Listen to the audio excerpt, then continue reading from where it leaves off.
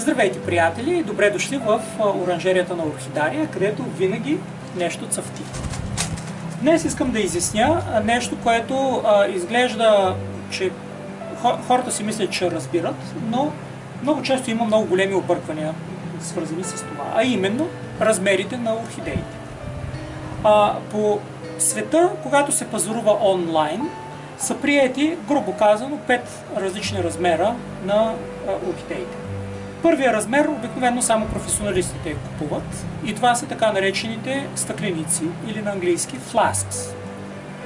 Те не винаги са от стъкло, понякога са от пластмаса, а напоследък китайците започнаха да ги съдят направо и в найлонови турбички.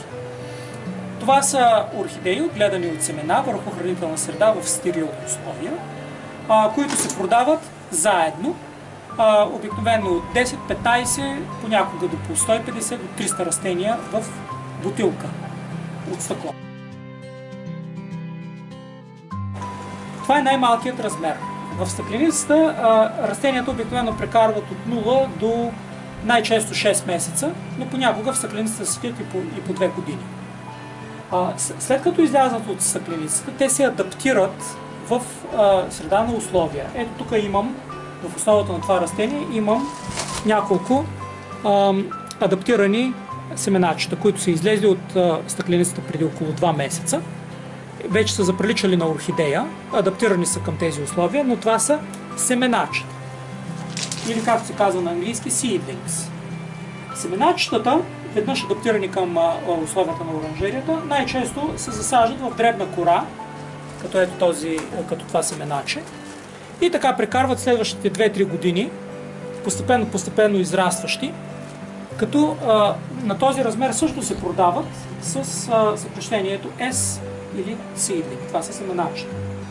Следващия размер, който е най-разпространен сред търговците, е така наречения Near Blooming Size.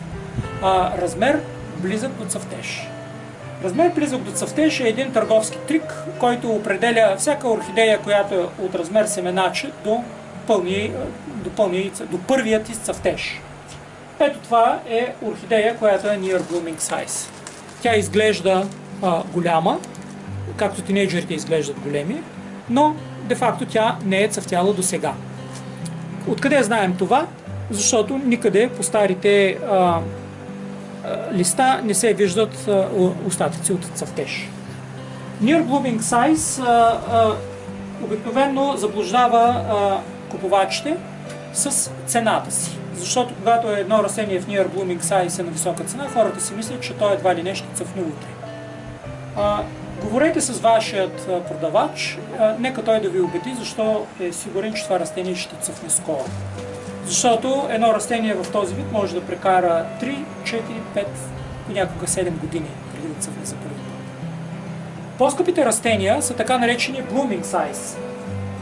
Ето това е растение Blooming Size.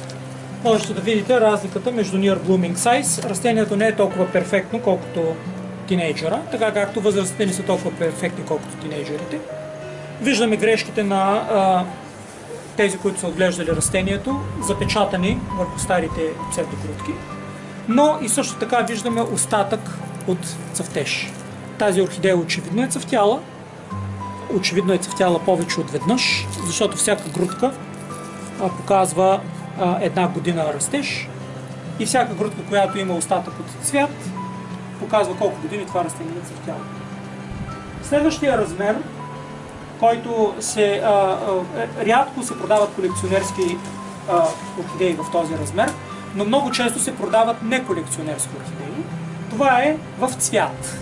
Растение в цвят. Тоест, вие купувате растението в момента, в който то цъфти.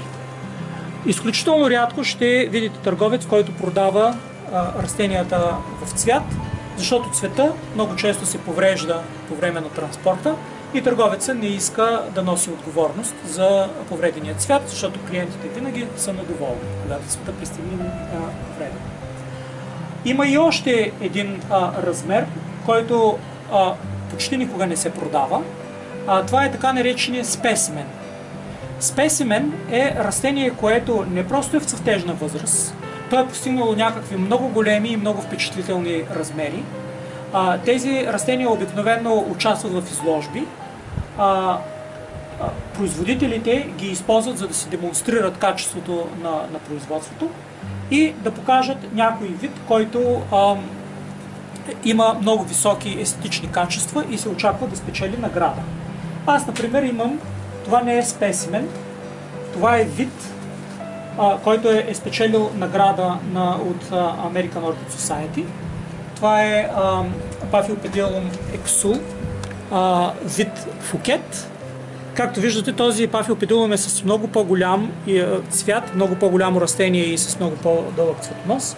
Това растение е изключително скъпо и аз ще го отглеждам, докато постигне specimen size, да стане голямо и впечатлително. Обикновено тези растения се продават само когато производителя се пенсионира или почине, защото те обикновено се продават на фантастични цени.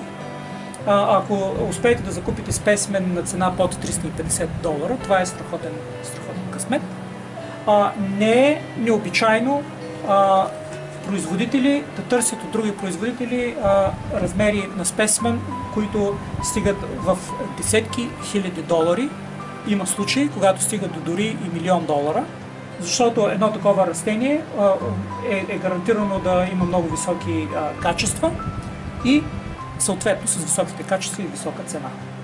Смятам, че с тези няколко думи ви стана ясно за размерите на орхидеите. Те не са никак ясни и никак точни. Това не е точна наука. И най-често от търговците вие ще видите растения в Near Blooming Size. Благодаря ви много, че посетихте оранжерията на Орхидария и ако желаете, елате на сбирките на Първо орхидейно общество, които съвсем скоро ще започнат отново.